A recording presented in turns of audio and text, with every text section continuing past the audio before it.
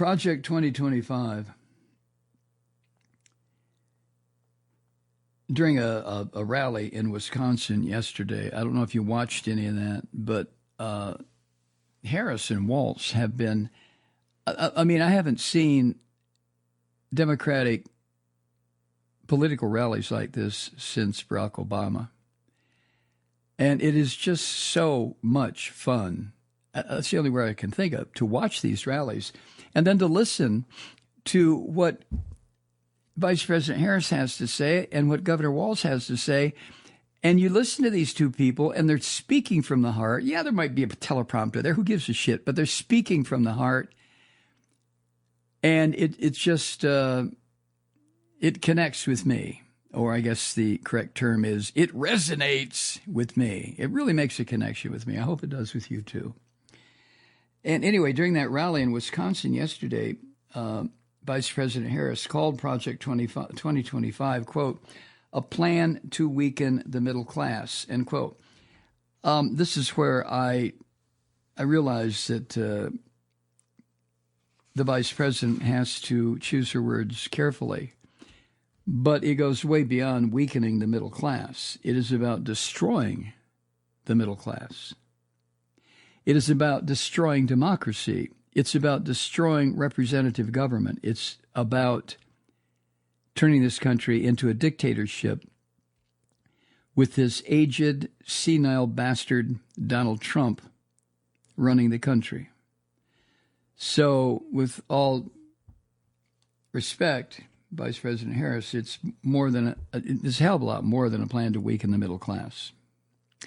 Anyway, Harris got boos from the crowd when she said this, quote, if he's elected, Donald Trump intends to give tax breaks to billionaires and big corporations. He intends to cut Social Security and Medicare. He intends to surrender our fight against the climate crisis, and he intends to end the Affordable Care Act, end quote. Now, that's more like it. You know, to just say plan to weaken the middle class, for most of us Americans, that doesn't mean shit in the first place. The middle class right now is kind of weak already, thanks to 4 years of Trump and then 4 years of Biden trying to repair the damage.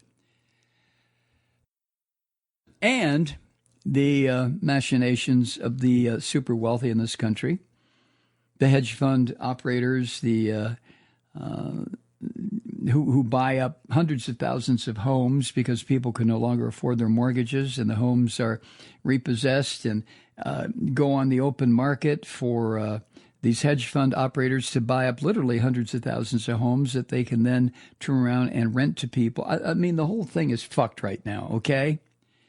But it's not because of Biden. It has a great deal to do with the Trump tax cuts that went for the wealthy and the George W. Bush tax cuts that went for the wealthy. Barack Obama tried for 8 goddamn years to turn things around and was on the cusp of doing that until America had a nervous fucking breakdown or something and elected, elected in 2016 this filthy pig Donald Trump. Yada, yada, yada, yada, yada. So here we are. Let me tell you what else is part of Project 2025's plot to destroy America. They want to provide no money to air traffic controllers. Air traffic controllers. They want those people to be more like, hourly employees. Maybe, summer intern jobs? They want no money for the Department of Agriculture inspectors who make sure that meat is safe to consume or to track infectious diseases that have to do with the agricultural segment of this country, like avian flu, bird flu. They want to end the Food and Drug Administration to make sure, one of the things that Food and Drug Administration does, of course, is to make sure that baby formula is not going to kill little babies. They want to end meals at school for kids. Look what Walz did in Minnesota. He got a law passed that provides breakfast and lunch in public schools for every single child, free. It doesn't make any difference what your income status is. Project 2025, they want to make sure that law and order breaks down, so they don't want to apply or appropriate money for state and local police forces. They're going to want Trump to use the military. Does that scare you? They want no money. They want to destroy federal law enforcement agencies like the FBI or the DEA or the Secret Service. And again, what they want is a militarized, well, not a, no, that's wrong. They want the military itself to act under the control of this fucking insane Donald Jesus Christ God Trump. That when there is a problem to deal with, and they don't give a shit about street crime, they don't care about street crime. The more street crime, the better, because then, you know, in their minds, people on the street who are doing things they shouldn't be doing, they kill each other, and, well, you know, that's the way it goes. But law enforcement will be, first of all, destroy the Posse Comitatus Act that said the military can't be used for policing activity. That will be done away with quicker than you can say, hey, call out the National Guard. The Bureau of Land Management that issues permits and for private farms or cattle ranchers or sheep ranchers to use public lands to graze their animals. They want the Bureau of Land Management to disappear. They want FEMA to disappear. One of the things FEMA does is support local fire departments. But these Christian fascists figure, well, if there are huge forest fires raging in the United States and Canada, it's because God wants them to rage in the United States and Canada. If huge forest fires are raging in the taiga in Russia or on the islands in Greece or someplace in the Middle East, well, that's because God wants it done that way. So no more money for FEMA. And the Forest Service fire management program, forget that. That's gone too.